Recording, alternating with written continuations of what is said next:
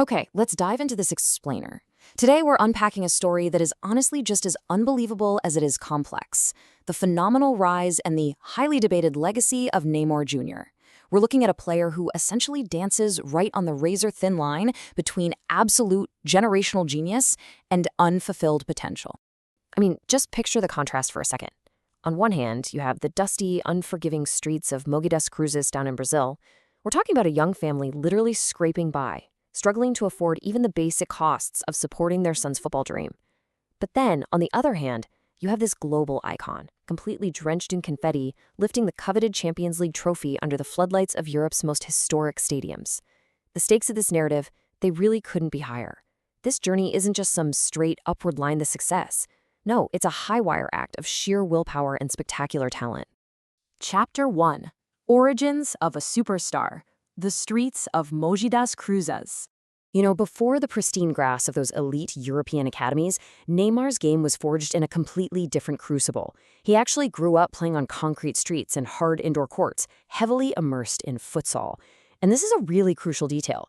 See, futsal uses a smaller, much heavier ball. It absolutely demands lightning-fast decision-making, hyper-close control, and relentless creativity just to navigate out of tight, claustrophobic spaces.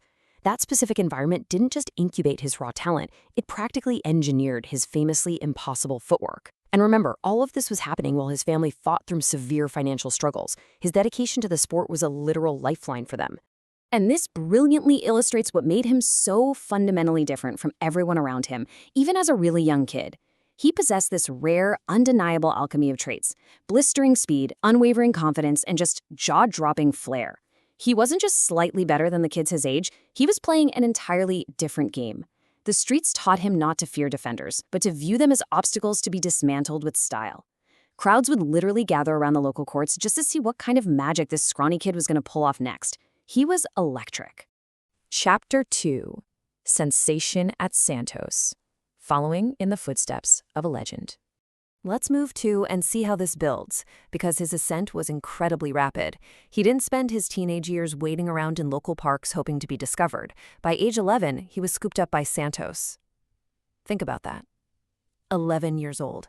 That is a life-altering acceleration, pulling a child completely out of relative obscurity and thrusting him straight into an elite, highly structured pressure cooker environment before he'd even hit puberty. It put him on a high-speed track that would eventually catapult his sheer brilliance all the way across the Atlantic to Barcelona. Now, stepping into Santos isn't just signing a standard youth contract. It's stepping onto hallowed ground. This is the legendary club where Brazilian icon Pelé cemented his status as arguably the greatest player in history. And the Brazilian media is notorious for desperately hyping up new prodigies, but the sheer, overwhelming weight placed on Neymar's teenage shoulders was unparalleled. Almost immediately, they dubbed him the new Pelé. The hysterical gravity and those direct, inescapable comparisons he faced every single time he put on that famous white jersey, it was staggering. But the crazy part? He didn't crumble under that crushing pressure. He absolutely ignited.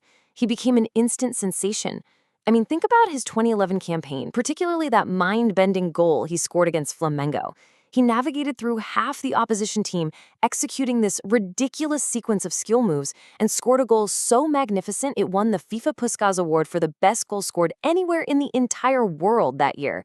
He was dazzling fans with a fearless, joyful style of play that South America honestly hadn't seen in a generation. Chapter 3. Global Icon and Sacrifice. The Toll of Brilliance. Now, what's really interesting about this slide is the immense mental weight he bore. Brazil doesn't just watch football, it breathes it. The burden of being the focal point for a nation of over 200 million people came to a horrifying peak during the 2014 World Cup on home soil. Neymar was the poster boy. He was the definitive savior expected to deliver the trophy. So when a devastating back injury in the quarterfinals took him out of the tournament, the entire nation basically went into mourning. The team's total collapse right after that showed exactly how much weight he was holding up, all by himself. Because greatness, it always demands a toll. He surrendered a normal childhood entirely.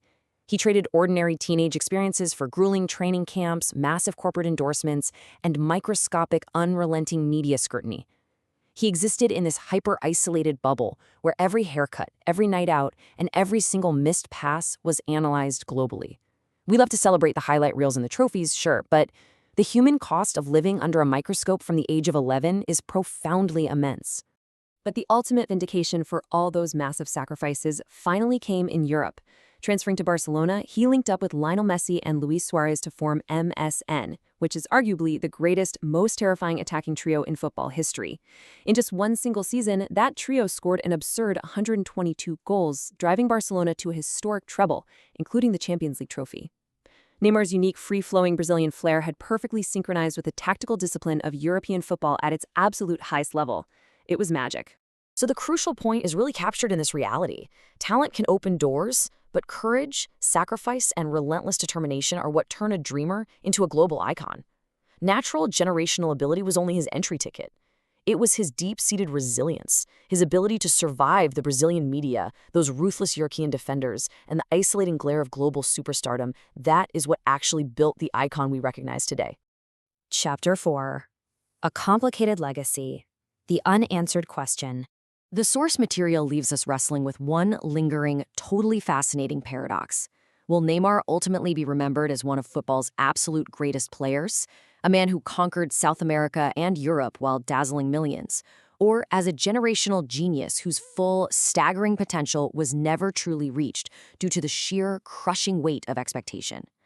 It's a debate that will undoubtedly outlast his playing days. Thanks for joining me on this explainer.